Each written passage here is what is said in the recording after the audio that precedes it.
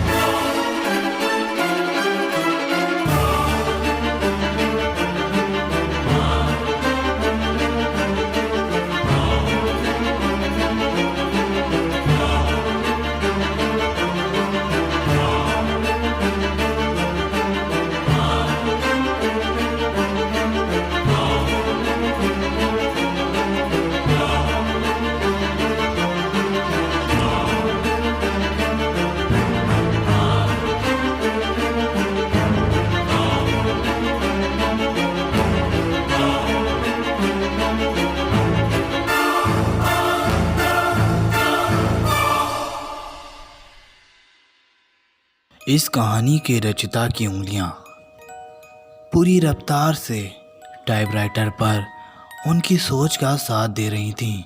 अचानक से दो छोटे छोटे हाथ आते हैं। लेखक बाबू चौंक कर पीछे देखते हैं।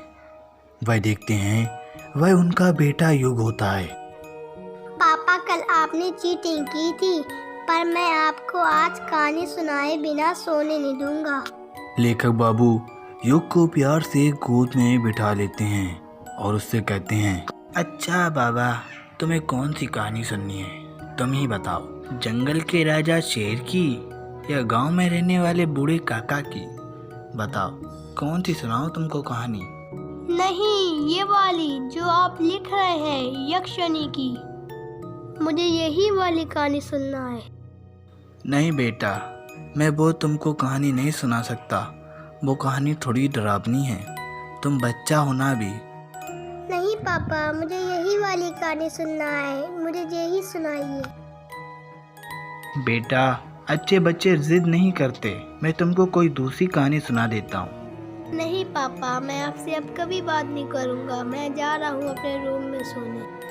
अच्छा, सुनाता हूँ। कुछ साल पहले किश्नोई नदी के किनारे एक घना जंगल हुआ करता था, जहाँ पर एक यक्षिणी नाम की औरत रहा करती थी। वह औरत काफ़ी खूबसूरत थी, एक अप्सरा की तरह। उस औरत के पास से चमेली के पौधों की खुशबू आया करती थी। वह हर पूर्णिमा की रात को वहाँ पर आती। किश्नोई नदी के पास से जो भी आदमी गुजरता, वह उसको अपने जाल में फंसाती और उसके साथ संभोग करती। पापा, ये सब संभोग क्या होता है? बेटा, भी तुम बच्चा हो ना। जब बड़े होगे तो तुमको सब कुछ पता चल जाएगा कि संभोग क्या होता है। पापा, फिर क्या करती वो उन लोगों के साथ? फिर वह उन आदमियों का खून पी लेती, फिर से एक खूबसूरत औरत में बदल जाती। पापा, कोई खून पी के जवान कैसे हो सकता है? बेटा, उसको एक श्राप मिला था। अगर वो किसी मर्द के साथ संभोग नहीं करेगी तो वो एक बूढ़ी औरत में बदल जाएगी। इसलिए वह हर पूर्णिमा की रात को हर एक मर्द के साथ संभोग करती कि तभी दरवाजे पे पड़ी दस्तक से उन दोनों को चौंका दिया। युग अपने पापा से लिपट जाता है और डरते हुए अपने पापा से कहता है, कहीं पापा वो तो नहीं आ गई यहाँ पर? बेटा, कौन वो? पापा, वो ही तो नहीं आ गई यक्षिणी? बेटे की ये बात सुनकर लेखक बाबू चौंक गए और सोचने लगे कि बेटे ने डर की वजह से ये क्या बोल दिया। ए बदमाश, तुम यहीं बैठो, मैं देख के आता हूँ कौन है। लेखक बाबू दरवाज़ा खोलते हैं। वह देखते हैं कि उनके सामने गांव के कुछ आदमी होते हैं।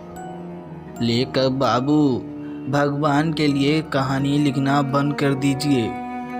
हाँ, दो जवान लड़कों की लाशें मिली हैं। थोड़ा सा भी खून नहीं छोड़ा उस यक्षिणी ने। आप तो बीवी बच्चों वाले हैं, अपनी तो फिक्र नहीं है, तो बच्चों अपनी बीवी की तो फिक्र करिए।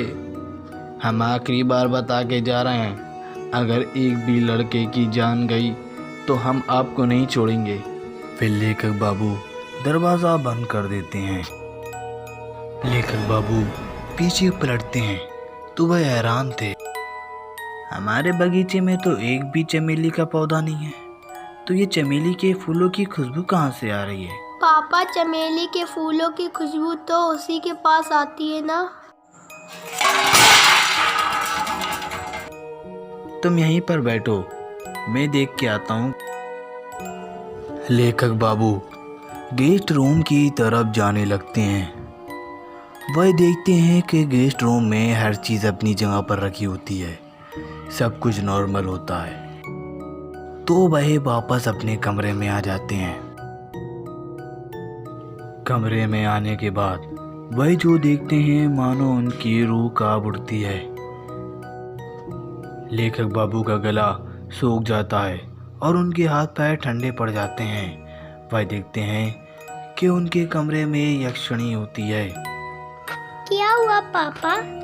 कौन था वहाँ? फिर से दरवाजे पे दस्तक होती है। की बार दरवाजा मैं खोलूंगा पापा। योगी के बाहर जाते ही दरवाजा अपने आप बंद हो जाता है। ये यक्षिणी? लेखक बाबू, नाम नहीं लेते हैं। तुम मेरी कहानी लोगों तक पहुंचाने वाले थे ना, आज तू खुद कहानी बनकर रह जाएगा। कोई आखिरी इच्छा हो तो बता दो। कहते हैं ना, अगर इच्छाएं अधूरी रह जाए तो आत्मा को शांति नहीं मिलती ना लेखक बाबू। लेखक बाबू की चीख सुनकर वहाँ पर उनकी पत्नी और बेटा जल्दी से दौड़कर आते हैं। दरवाजा खोलिए, क्या हुआ आपको? दरवाजा खोलिए पापा, दरवाजा खोलिए, दरवाजा खोलिए कि तभी दरवाजे के नीचे से तेज खून की धार निकलती है। अगर आपको भी जानना है कि यक्षिणी को किसने श्राप दिया था और क्यों दिया था, तो हमें कमेंट में ज़रूर बताएं। गाइस, कैसी लगी आपको ये स्टोरी? हमें कमेंट के ज़रिए ज़रूर बताएं। अगर आपके पास भी ऐसी ही कोई और स्टोरी है तो हमें ईमेल पे ज़रूर भेजिए। हम आशा करेंगे कि अगली एनिमेटेड हॉरर स्टोरी आपकी हो।